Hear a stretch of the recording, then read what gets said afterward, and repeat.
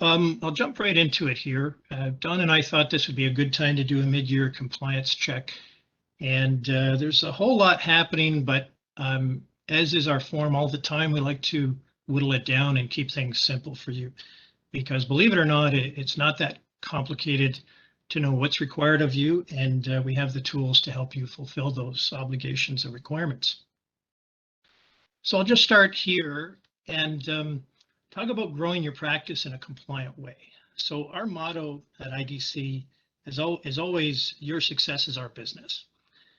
So we're always striving to help you grow your business, and certainly Greg Osmak's national sales and marketing team does a great job in procuring the best sales and business building tools that are available in the industry. My role as a Chief Compliance Officer is to help you stay compliant so you can safely pass all audits and steer clear of client complaints and the dreaded E&O claims. So part of what I want to show you today is how these two worlds meet in terms of taking the sales and marketing and business building tools we have available to you and showing you how they can also contribute to helping your business stay compliant. So just in terms of the agenda we're going to talk about today, so I want to review, and some of this will be review, because we have this great advisor website, and I want to show you how the single sign-on can get you access to all the different parts of our sites. Then we're going to take a look back at compliance just to do a little review of what's happened in 2021 so far this year, and also want to review advisor practice reviews, which those of you who attended my last session will be aware of this. And I just want to give you an update of how things are developing, how our advisors are doing with these advisor practice reviews that are conducted by carriers. They're really practice audits. And also show you how Apexa, you can use Apexa as a creative tool to help you pass these audits. Then I want to spend some time on something that's near and dear to Don's heart, which is the perfect practice, how you can grow your business and do so in a compliant way. And then I just want to talk about some of the clear pitfalls that we're seeing advisors fall into, and just talk about, take some time to talk about clear thinking, clear analysis, clear recommendations, and give you a heads up in that department too. And hopefully at the end, we'll have some time for questions. So first, the single sign-on. And if you go to www.idcwinbig, this is what you're greeted with when you log in. And the first thing you see is this pop-up to your right here. And if you don't see it, this little arrow down here will bring that up. But this is our National Digital Sales and Marketing Specialists, Wendy Carazor and Lisa Friesen. So they are there to answer your questions, anything you don't understand, anything you can't locate.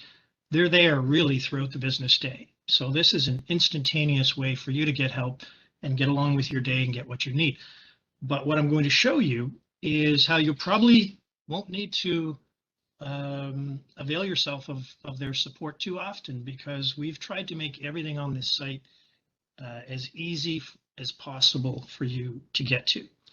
So first of all, when you do log into this, we talk about single sign-on, and it's true. So as soon as you're logged in, you have access to our traditional website right over here. Hopefully you can see my mouse arrow. This is kind of our 1.0 website. This is the one we've had for years and years, and still some advisors like that familiar look and feel of kind of an old-fashioned type website. And we keep that updated with all our latest materials. Then we have our training and education site, which is the IDC Win Institute. That's where you'll find our CE Accredit approved courses. You can watch them, take quizzes, build your knowledge, and get your CE credits. Then the search button. And, I like to call this the Google of compliance, but it's also the Google of marketing and anything else you need in our business. So you click on that, type in your question. Maybe you have a question about APRs, advisor practice reviews. You heard Eric mention that. You heard your business development executive mention that. Type that in. The latest articles on that subject and the latest templates appear for you. So this is working beautifully. If you do click into that and you you search for something and it's not there, feel free to chat with Lisa Friesen or Wendy Carazor. And that's how we build the site. That's how we make it better, because you ask a question that's relevant, practical, and the answer isn't there yet, we get it posted there. That way it'll always be there, and that's how we build out that site. So we do want to hear from you. And as well, our group services department, which is one of our fastest growing departments, led by David Emanuel. So the single sign-on gets you access to these 4 areas. The last 2 here, Bluestream Advisor and WellServe RepVision. Bluestream Advisor is your back office for all your insurance cases. WellServe RepVision is your back office for your investment business. There's a lot of high-level private client information on these sites, so they are not accessible through single sign-on. You wouldn't want them to be. They have their own sign-on. So when you click on there, you would enter your username and password and get access to that. So just focusing on the old site now, what I want to do is just take a quick look back. And we have this IDC Weekly Bulletin that you can find under the traditional website, under the News tab and IDC Win Bulletin. So these bulletins are now going to be going out weekly. And we wanted a one place, rather than sending you emails every time there's an update on something, a new product, a new marketing update, compliance update. We wanted this to be kind of your one-stop shop to get the information you need and what's relevant for that week. But just as importantly, it's from a compliance perspective, at least, these bulletins usually have a compliance section on them if something has been updated that week. So we post that. So it's a good idea to actually know that you can go back if you've missed some of these bulletins, or you remember it, but it wasn't relevant to you then, but now you want to look further into it. And you can have a look back and just review 2021. So I'll just kind of go through it here quickly, just to see what was posted so far this year. So January 6th, we had a webinar with NPC, who NPC offers secure endpoint encrypted computers and laptops to our advisors.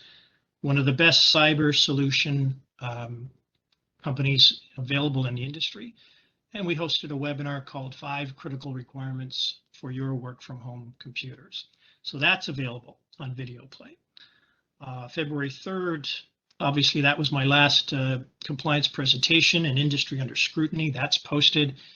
And if you go into these bulletins, you can get access to watch these or read these pieces. February 17th, just a piece on, I get compliance questions from advisors. Some of them are really good, so we like to make a little piece out of that. This one was with respect to an advisor asking, can you email disclosure to clients, and does that satisfy the disclosure requirement? And the answer is it does. It wouldn't satisfy the privacy consent part, but that's something you can get signed as the relationship moves into fact finding. But for just a new prospect situation, you're sending your disclosure. A sent email with the disclosure attached would pass an audit in terms of proof that you had provided disclosure to your client. March 3rd, I appeared on For Advisors Only. It's a good video. I was one of 3 panelists, and the topic was making compliance profitable. This is Lawrence Geller's website, and it was a pretty good video. The panelists, the other 2 panelists did a great job as well, and that video is there for your viewing. Next was a real reason why compliance letter. For whatever reason, the reason why letter continues to I guess, stump some advisors in terms of how to use it. And it is the latest requirement in terms of what the industry is looking for. But that was just an example of a reason why letter for what I like to call a non-perfect case. Like, they're not all perfect cases. Clients' lives are complicated. They're tricky. Their financial planning can be stop and start, stop and start.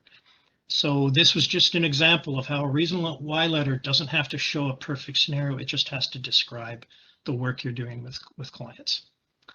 On May 12th, we highlighted investment executive newspaper, or sorry, the DSE ban that the OSC has joined in terms of deferred sales charge as an acceptable or no longer acceptable load structure in Ontario. And that kind of thinking is making its way into the insurance industry as well. So it is becoming clear, and I sit, as Don said, on a number of these regulatory panels where they're looking at segregated funds and the disclosure of fees and things like that. So it's going well, these working groups, but it is becoming clear that where the insurance regulators want to see this go.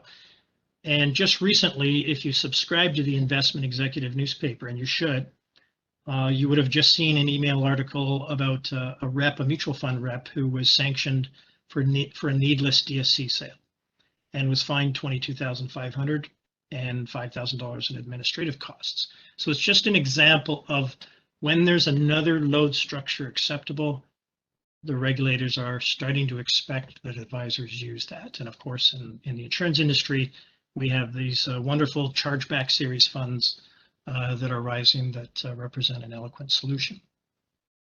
So the last two updates, most recent file, that was just a piece we did because some advisors, perhaps under some financial pressure or going through some personal, find themselves speaking to a bankruptcy lawyer and enter into a consumer proposal or something like that with assurances that this won't affect anything in your professional life. Unfortunately, it does. Many carriers have strict rules where they will not allow you to continue to be contracted if you go down that road. So definitely worth at least reaching out to me or Lorraine Pereira, my national compliance assistant, or your local office. If you're, if things are shaping up to go in that direction, you want to be clear about what the consequences are. And as well, there was an update to AML. So new AML legislation went into effect June 1st, 2021. And you want to be aware of what those changes are. We wanted to whittle it down, and Canada Life did a great job of that. So, one of the most obvious changes that took place is beneficiaries now who are receiving more than $10,000 in proceeds have to be identified. So just like you would identify a client. Right now, it's still a little bit of a gray area in terms of who is going to do that identifying, but we'll keep you posted on that. And then the last one, auditing market content for compliance. I get a lot of questions about this. Hey, I'm doing my website, I'm doing a newsletter. Can you check if it's compliant? So we've posted some of the do's and don'ts on there. And as well, assisting clients with complaints against former advisors. Something you generally don't like to do, but sometimes you come across a client who clearly was abused by their former advisor, and just some tidbits there on what you can do with that. So again, all these are there under the traditional site, under news, IDC Win Bulletin, archive bulletins. But as well, if you go into the search feature, you'll be able to find many of these as well.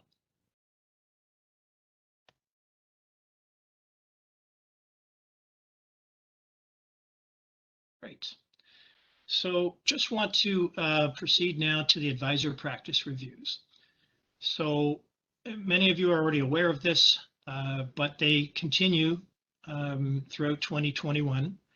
And as I mentioned at the previous presentation, Canada Life's randomly auditing 43 advisors with IDC Win in 2021, Empire Life 120 advisors across Canada, but all carriers are doing these advisor practice reviews or they're planning to do them. So this is something that has been driven by the Canadian Council of Insurance Regulators. They've mandated that each carrier has to be able to complete an annual statement on market conduct each year. And that statement has to include steps the carriers are taking to review advisors who are doing business with that insurance company. So it is also a CLHIA, Canadian Life and Health Insurance Association requirement of carriers that they audit at least 25 advisors a year. So it's very likely you will be chosen for audit. This is what a typical audit request looks like. You can see that they have a series of questions they want you to answer about your practice. They will also cite some policy numbers in terms of cases you recently did with that insurance carrier, and they'll want the compliance file for those cases. So again, keeping this very simple, it's not complicated. There's two main areas they look to review in your practice when you're chosen for one of these APRs. And by the way, this is the same thing that generally the same things that an insurance regulator would look for, because they are also auditing to varying degrees across the countries, the different provinces, but you can count on it. Audits from the regulators are going to increase, not decrease. So whoever's looking at your practice, they're going to look at two compliance aspects. They're going to look at your practice compliance. Do you have your AML manual in place? That's a requirement of law. Do you have your privacy compliance manual in place? It's a requirement of law. You handle, share, collect a lot of private client information in Canada. You cannot be doing that unless you have a compliance privacy manual that tells you and your staff how to protect that information. So very key that the regulators and the insurance carriers want to see you have that in your practice. And a general market conduct compliance manual, proof of V&O, CE credits, your holding out materials. So that's one aspect, your practice. And I'll show you in a little bit how Apexa can really help you with this. The second major element is your client files. Are they compliant? And that is driven largely by something called the approach that was developed by associations in the industry. And you can learn about both these sections if you go into the IDC Win Institute and take our compliance course number 6, parts 1 and 2. Everything is there for you to describe both of these areas of compliance. So if we look at the approach in that course I just referenced, you'll learn about the 7 key compliance elements you should have in each client file. Advisor disclosure, client engagement, fact-finding, needs and needs assessment, risk tolerance, recommendations, and reason why letter. So this is a perfect client file. And in between there, you have your meeting notes and various things like that. If you're doing a simple case, like a mortgage insurance case, and the client has stated that they don't want this to be a planning trail, they just want a product sale, they want what they want, that's fine. You would need advisor disclosure and privacy consent, and maybe a needs analysis questionnaire, reason why letter, okay? So understand we're in the practical, the real world here. So for your more advanced cases, though, these are the elements you would have to have. And by the way, regarding the middle circle there, the meeting notes and things like that, Don Hart, I know, has done several courses and brought to light this discovery agreement. Have a look at that. Go into search, type discovery agreement. It's there. It is a wonderful fact-finding, feeling-finding document for you to have a conversation with a prospect or a client who wants to go down the planning trail and really record what's important to them, the different issues they're dealing with. It acts as a great central piece to your client file. And its clients love it, and it also lends itself well to you building out your compliance file and demonstrating to a regulator or a carrier, or if you're in an E&O claim and you have to provide evidence that you did a proper job, this is a great tool. I highly recommend it. So again, this course, compliance course number 6, part 1 and 2, you can find it under the IDC Win Institute. But as well, if you just want to get, say you just want to, it's June 1st that the new AML legislations went in place, took effect. If you haven't updated your AML manual yet, or heaven forbid, if you don't have an AML manual, now's the time to do it. You can go to our traditional website here and click on compliance, and you'll see the 2 manuals right down here. And again, Canada Life has done a beautiful job creating this template. You just have to go through it. There's some pointers and tips on the side margin.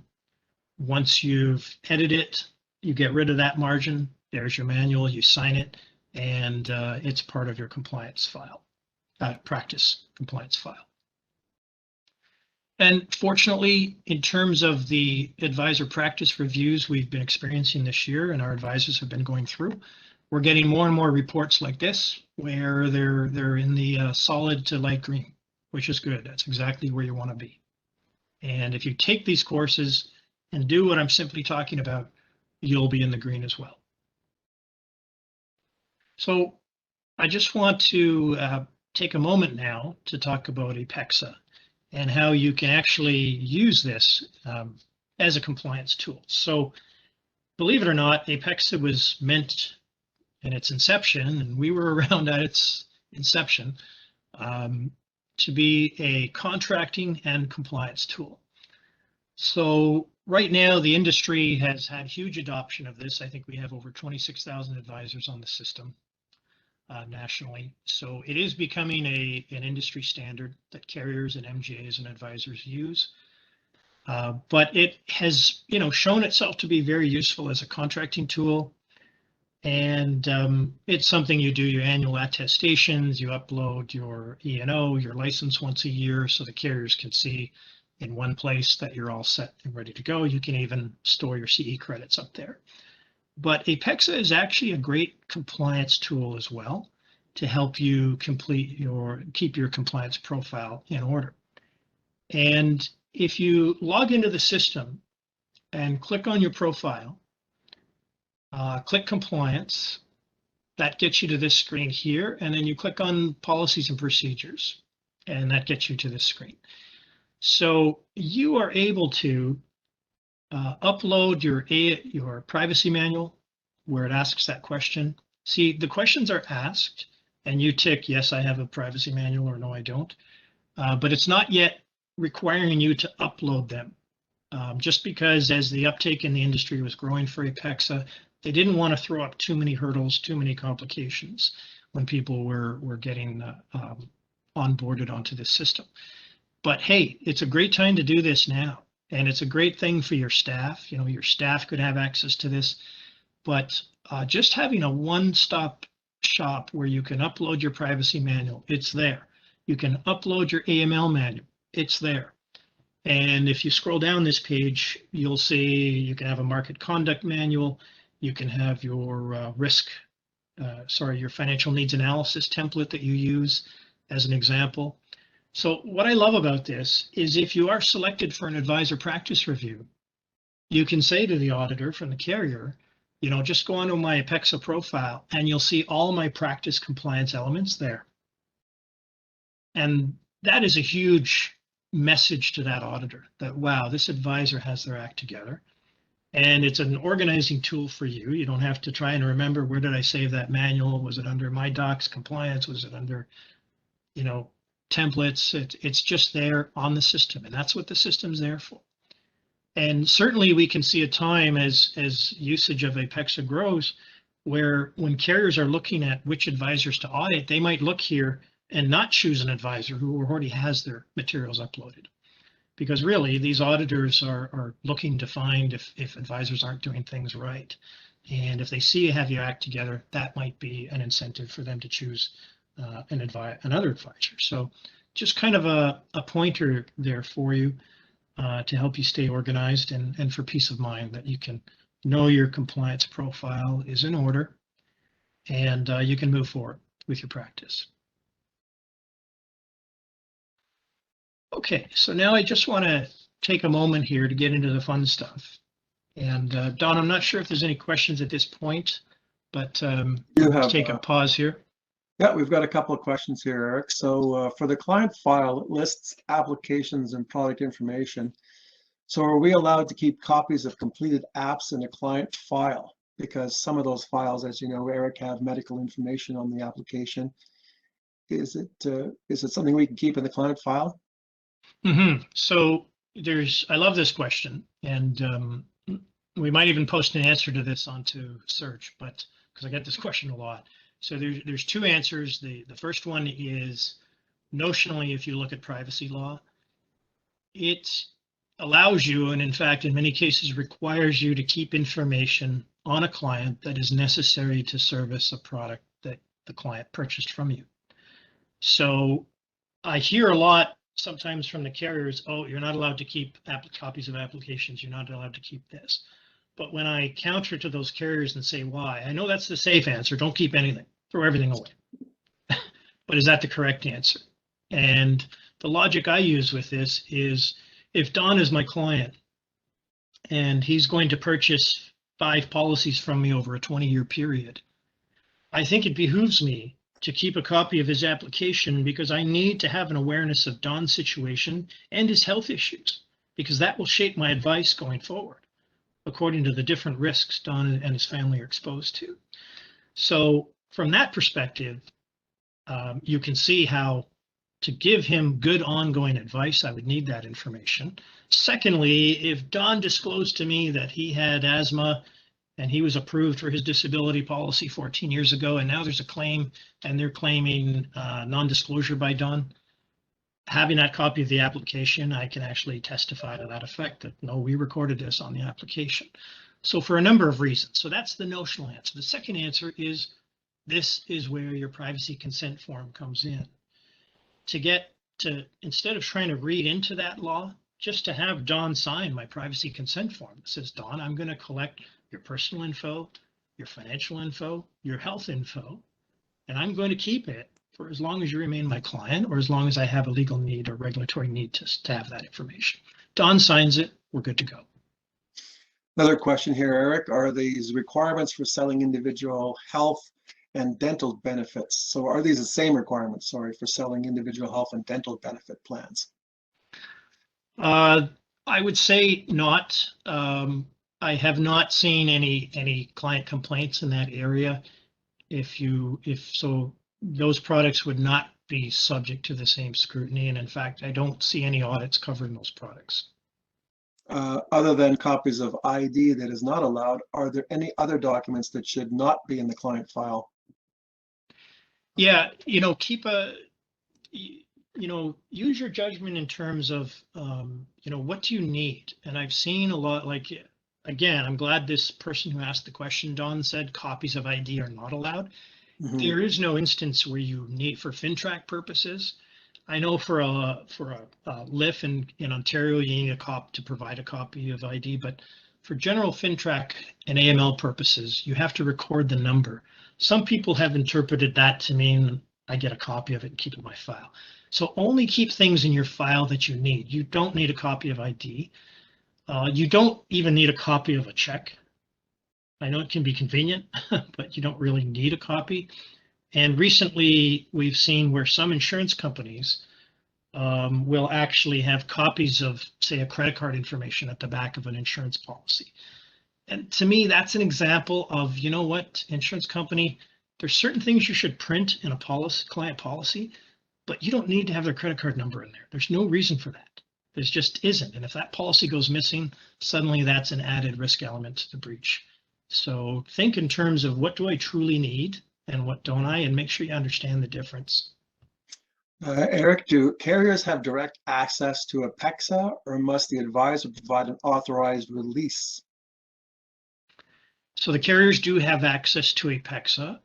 If you are subject to an advisor practice review and you suggest to the auditor, view my Apexa profile, my manuals you're looking for, I'll get you my client file information that you're looking for those cases. But for my manuals, it's there. If the auditor doesn't quite understand what you're saying, get in touch with me. I'll get in touch with their boss, and we want to connect the dots as much as possible. So yes, they do have access to that. Two more quick ones. Are the compliance rules in Quebec in sync with the rest of Canada, and are those forms on the site available in both French and English? So we're constantly building that out, and the Canada Life manuals, fortunately, are available in French and English. So there are some subtle differences, I think, beyond the scope of this meeting between Quebec and Ontario, but generally you can't go wrong following the guidance that we're giving you here in terms of what you need as an individual practitioner. So this has come up a couple of times as well with everybody going digital these days. Can a client file be 100% digital? Is there any reason to keep any paper at all? Yeah, no, there's no reason whatsoever. Right. I'll talk I know about a lot of advisors have gotten rid of all those big filing cabinets they've kept over the years, and they've digitized their files, because you can have a firm come in and scan all your paperwork to a digital file, and that's the end of the paper. So yeah, and even that, I'll share something in a few slides, how you might even not need to do that. Okay. And what kind of documents do I need to keep for compliance for selling travel insurance policies? Very often the clients just call you and they don't want to provide any information, not even a driver's license. What do we do for compliance in this case? You know, that would just be being diligent in your business, having good admin, having good notes. You know, to varying degrees, travel insurance, it's done online. Sometimes you're just ushering the client to that site to complete it. So, you know, just be very careful in what you're doing. And yeah, not too much to say in that department, Don. Okay, good.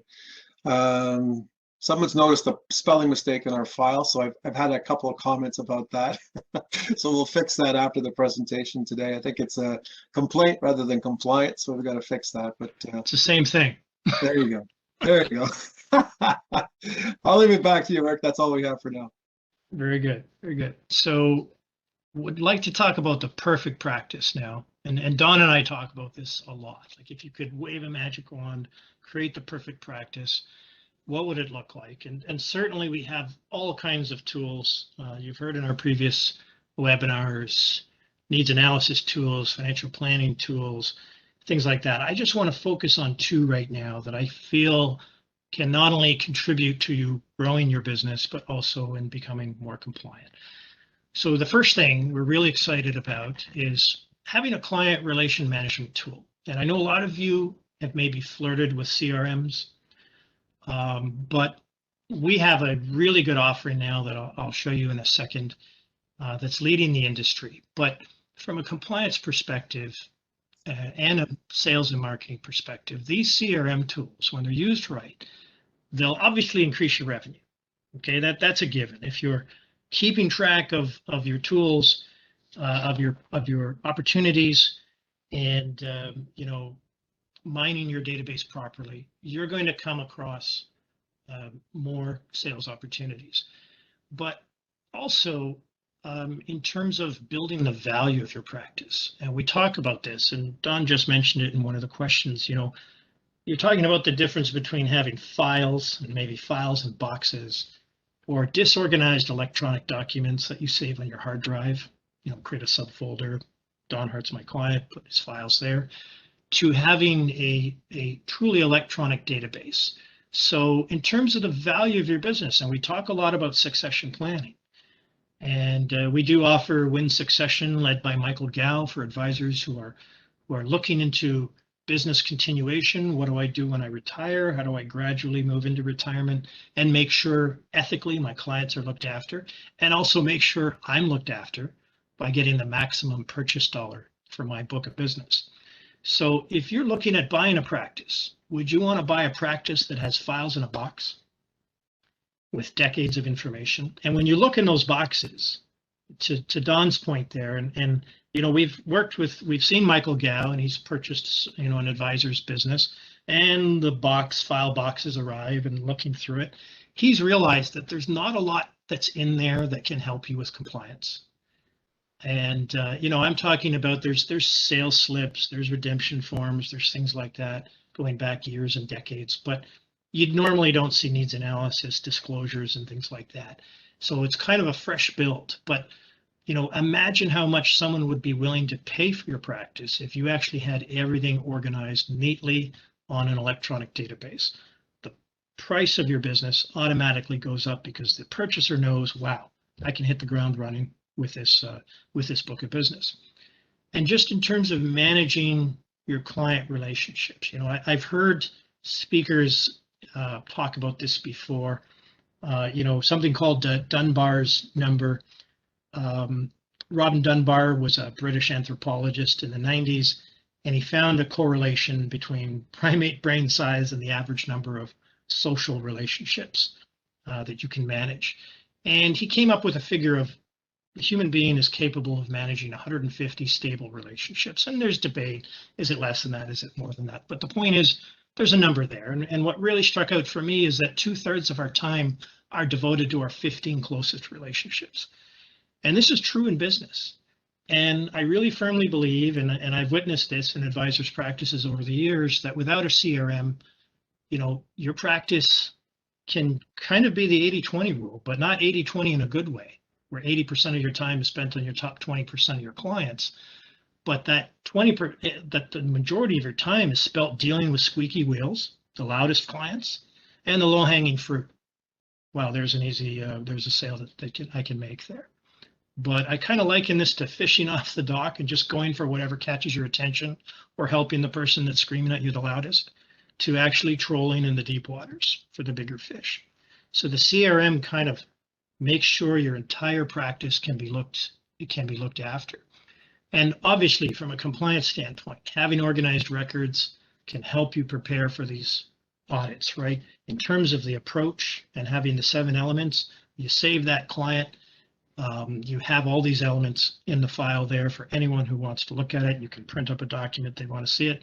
You can PDF it to them, whatever they need. Okay, so, and as well, just having a point of pride. I see advisors who toil for years, and you know, at the end of it, kind of looking, or even in the middle of it, just being able to look at this CRM database and say, you know, this is the culmination of my work. This is my practice right here. It's definitely a point of pride. So, you know, Equisoft has revamped their offering. We have a very good deal with Equisoft. We've relaunched it last week in a webinar for those who attended. I'm not going to take too much time to describe it here, but you know, it is, I call it finally a CRM that does what you want it to do. Everything you need from a compliance to a data mining aspect is there. And on the webinar last week, or after the webinar, one of our advisors who has been using the system for a few years now, Chuck Nelson of Chuck Nelson Financial Services in Edmonton, and he was excited enough and kind enough to take some time and write Don and I afterwards and basically say, I've been using this Equisoft, and for those that remember, it used to be Kronos. Now it was purchased by Equisoft, and it's just Equisoft, for 2 years on the recommendation of IDC Win. It's better than anything else I had used, but since Equisoft took over, it's really been getting good. Chuck says he took a deep leap of faith because, you know, whenever you're going to import information or do data dumps, you kind of, I don't know if this is going to work. And he did this from our IDC investment system, RepVision, and it was seamless. The updates are great. When he does find an error, our team can fix it for him. The portfolio reports, everything's perfect. So he's super happy with how it works. We're super happy to hear that. And I asked Chuck his favorite things about Equisoft, and he rhymed up a number of things. But first of all, it's paperless. And the ability to attach documents and communications to clients or multiple clients. And he says, you know, not enough is made of this. It really is a valuable thing. Even if you sent out a newsletter to people, being able to attach that newsletter to every one of your client files, just as a tool to demonstrate to a regulator, look, I'm keeping my clients informed about the latest financial issues today. So super powerful that way. You can attach every single communication, application, or document to an opportunity. As well, I don't have it written down here, but secure email. It has a very, very slick, secure, private email conduit you can set up with your clients. And boy, oh boy, does that not, you know, we hear about privacy breaches, we hear about hacks, we hear about cybersecurity, ransomware, and you're just wondering who's next, who's going to get hacked. Having this secure portal with your clients, being able to send them secure attachments, secure emails, super important. And also it makes a super big impression on your clients to say, wow, they really care about me and the privacy of my information. And then as well, the Equisoft plan, which is the second level of Equisoft, but it offers some great needs analysis, retirement analysis that you can use as well. So the CRM is the one thing I wanted to highlight. The other thing is about client outreach, and I'm telling you these again based on what I've seen advisors using and the successes that they've had. And you know, I have always come across advisors who have 25 clients, 75 clients, 300 clients, and in the business planning workshop we used to have, and sometimes they all say the same thing. I don't know, business is slow. Nobody's buying anything. And I ask people, do you have an audience in your business? And a lot of advisors automatically think, sure, I do. I have 300 clients. I have 200 clients. But are they your audience? If you don't have a systematic electronic newsletter and a systematic outreach program, basically what you have are clients who open a statement with your name on it once a year or twice a year. They look at it for 3 minutes and then toss it in the shredder. So this is kind of the world we're living in now, right? You've probably heard from clients, oh, I don't even open my mail. I got a stack of these envelopes from you. Should I open it? Is it important? It's very hard to engage. The most valuable commodity today is people's attention, if you can hold their attention. And we found that FSB, powered by AdvisorStream, and their newsletters, advisors who are using them and using them effectively and thinking about how they use them are having great results. And that way you can truly say you have an audience. And, let's face it, the types of people who, use these or read emails tend to be, and I'm just describing one aspect here, introverts. So, meetings with clients, calls to clients are great. But sometimes you're only hitting your favorite 20% of your clients, or your 20% most receptive clients, or those who are expressives or drivers and pick up the phone right away. But what about the rest? What about the introverts? Studies have shown that between 25 and 40% of the population are introverts. They don't like picking up the phone. They don't like having meetings, but they do read. And so in terms of the different personality quadrants, having this newsletter, having a systematic outreach program is a great tool, again, to make sure all four corners of your practice are being looked after. So you can mine for those new opportunities and make sure no one gets left behind and slips through the cracks and suddenly launches a complaint against you because something's happened to them and they feel you didn't give them the advice they needed. So, for all these reasons, communication is so key. And just an example of what you get and what the look and feel of these newsletters are. So they'll create a customized newsletter for you. One of the powers of the AdvisorStream system that we offer, and we got a great deal on this, by the way, for advisors as well, is whenever you want to use a newspaper article, you need to get permission for that. Well, they already have permission for all these and more publications, well-respected publications. So when they design a weekly email for you, a weekly newsletter for you, it'll have a little preamble like you see here, and then it'll have 4 or 6 articles, picture, front, headline, so the client can click into what they're looking for. So it's a great way to engage your clients, build trust, reassure them, especially during COVID, right? Like, who doesn't need contact and reassurance right now? Make sure you're staying top of mind, create conversations, educate them, entertain them, inspire them. I like this one, let them know you're alive, because they're not always sure, right? And you avoid that most frequent client complaint, I never hear from my guy. I never hear from my agent. Well, no, you hear from me anywhere from once a month to a higher or lower frequency, whatever you want, you can design the frequency yourself. And maintain two-way contact. Some of our advisors have told us, wow, you know what? It's for some of the most mundane reasons that my clients reply to my newsletter and say, oh, by the way, I moved. I got to give you my address update. People aren't keeping Rolodexes anymore. They think, oh, I better update Eric on this address, and then boom, something else distracts them. Whereas here, it's a touch point. They know where you are. They know your coordinates. And it results in some great cases as well when sometimes someone thinks, hey, I'd like to explore that. So it's just a great system. Highly recommend you explore this. There's all kinds of reports. You can look at who's reading your newsletter, who's opening it. You can look at which content they find interesting, so you can spark up conversations with them about that. This view here shows the most frequent articles that were read in the last several months. And, the one that's tied for third is a guide to everything you need for mental and physical health and to refresh in the new year. So it's a way, again, to capture all those different personality types, the drivers, the amiables, the expressives, the analyticals, by having something in there for everybody, and they can click on what they're interested in, and you can track those clicks.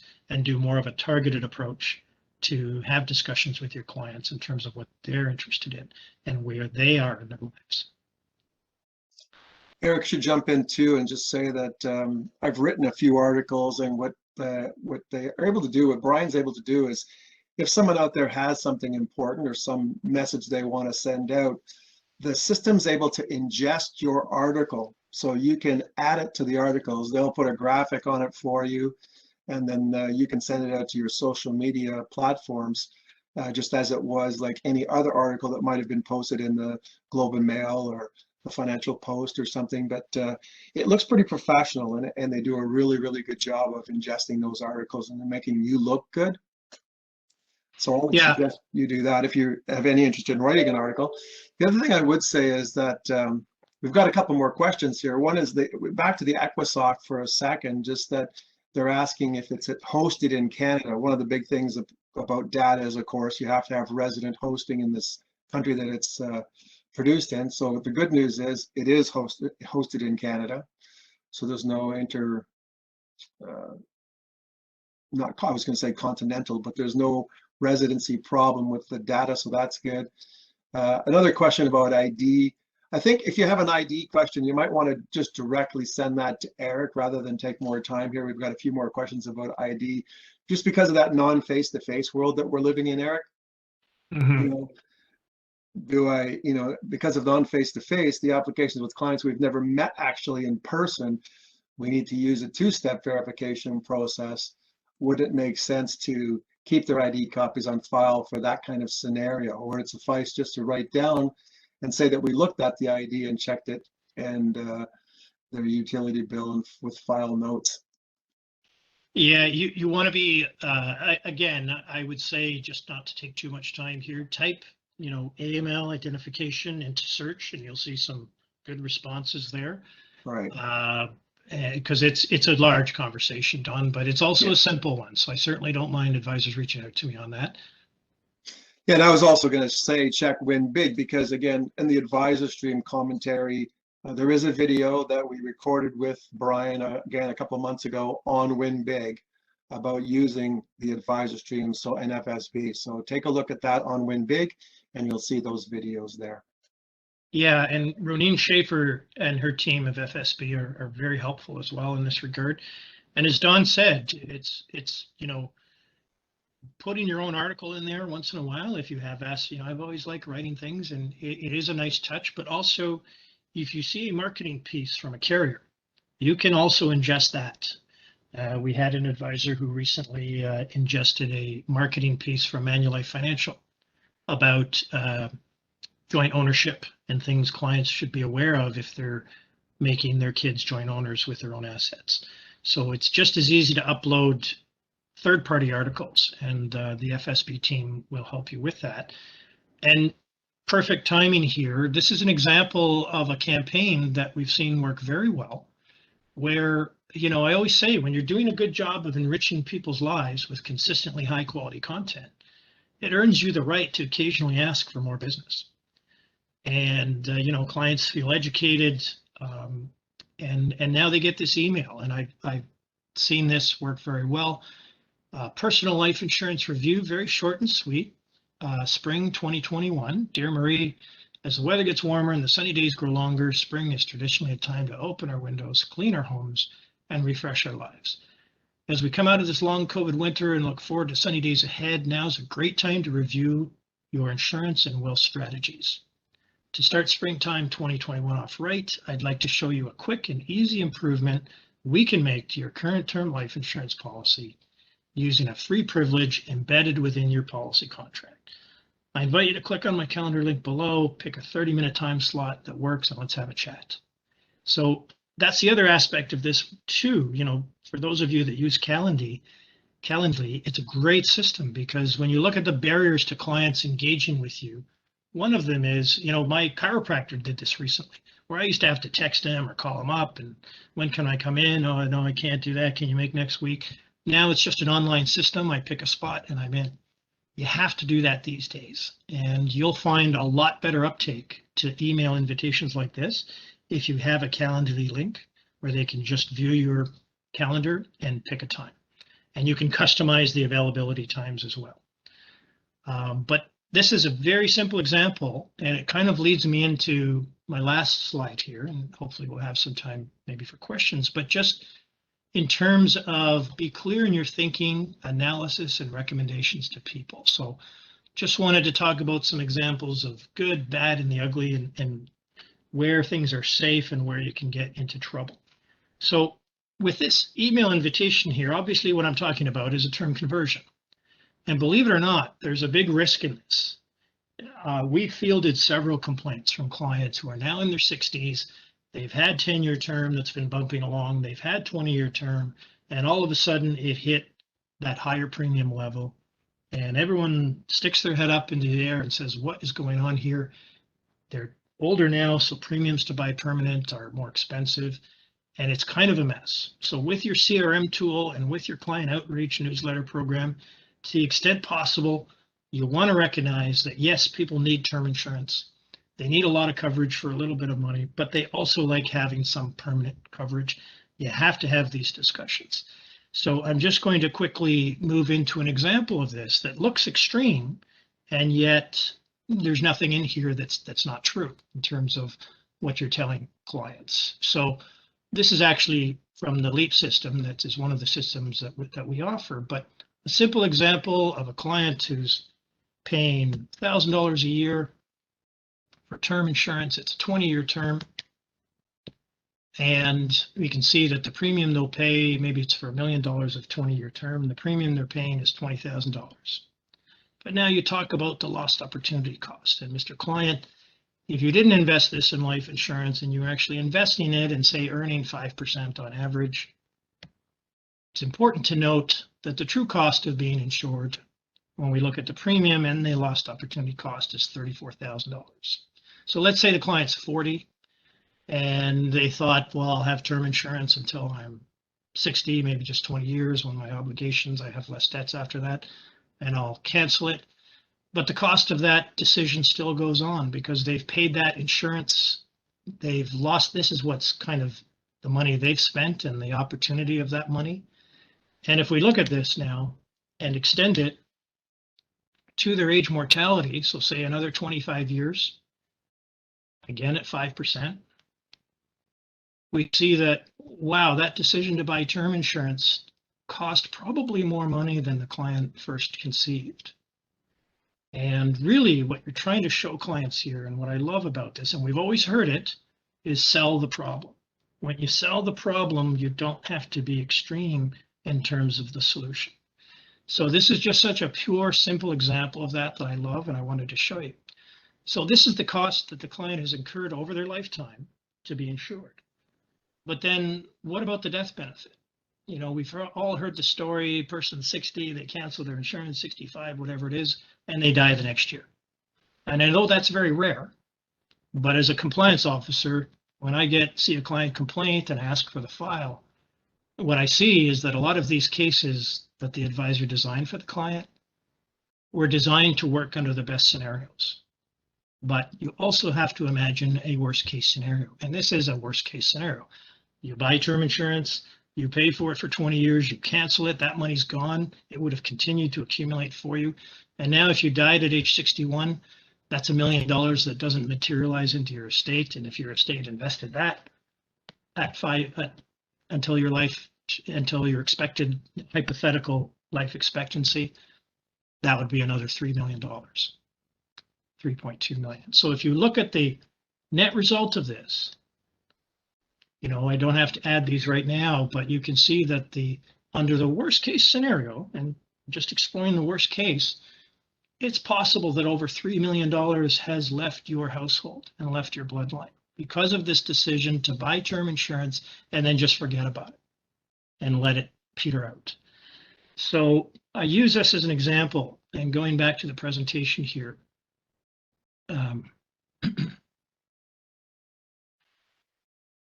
because, you know, what I see when I see advisors getting into trouble, I see some very aggressive strategies. I see YRT offsetting illustrations, and I mean YRT UL. We have increasing cost. That's risky enough. we have now a promise or an expectation that's been given to the client to offset. So you only have to pay this 10 or 15 years. And I see the advisor projecting 6%, 8%, 9%. And you have to keep in mind that because of the MER of the investment, the 6% net projection can mean an 8 or 9%. So, you know, to me, this is an example of trying to sell by impressing a client. And of course, we all want to impress people, but as you can see from the previous illustration, you were impressed with the problem that this person has and what it could lead to if they buy term insurance and don't do anything else with it. Once they see that problem, they want to take action. They don't need to see a 9% illustration to take action. They'd be happy with a 4% illustration. So just keep that in mind. I see the same thing with leverage investing. And you have to keep in mind these geometric averages, right? A loss of 50%, and we saw a big correction yesterday, or a mini correction.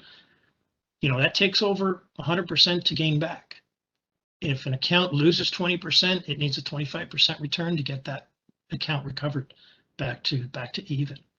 So keep these things in mind. Use your common sense. Like I said, be clear in your thinking, analysis, and recommendations. Don't overpromise. People's problems with financial planning and life insurance and financial security are big enough and obvious enough that they'll want to take action if you show them properly without making extreme promises and illustrations to them. You know, on this point as well, and you know, something like know the value of what you're giving people. Manulife, I don't have the exact title of it, but you can ask your Manulife wholesaler. And a lot of the carriers have great material, but the difference between potential bankruptcy protection with seg funds and the difference between true potential creditor protection. So keeping in mind the Bankruptcy Insolvency Act, I think in 2008, and how it made RSPs bankruptcy, you know, some protection for bankruptcy, but that doesn't imply creditor protection. And there's a difference. And seg funds, whether they're TFSAs, RSPs, or non-registered, have potential creditor protection. And there are many instances where I, as a client, can be pursued by someone, sued, where I'm not bankrupt, but they're starting to go after my assets, and that can be protected.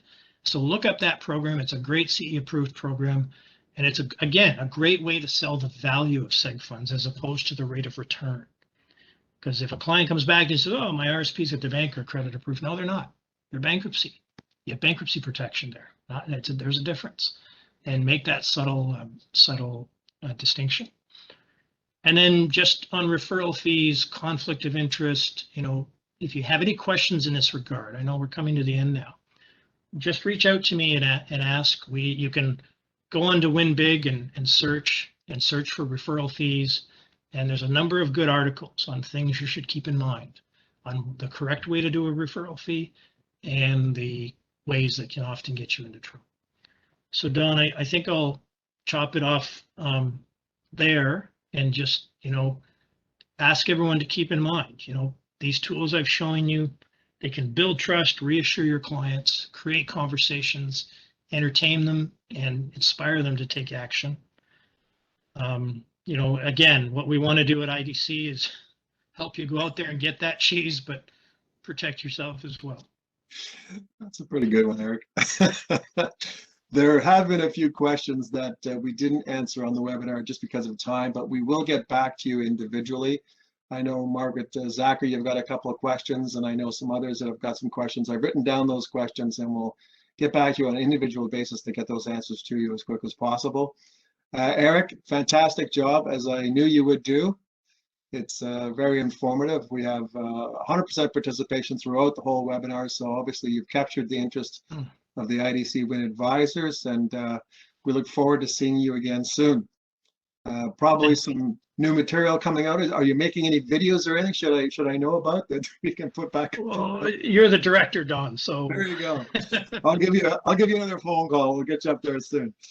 Thanks everybody for attending and participating, and I believe we have submitted this for CE accreditation, so you will get that as well. And like I said, we'll get back to you with the answers to some of these questions. So thanks very much. Have a great day. Stay safe, and we'll see you again soon. Bye-bye. Thank you.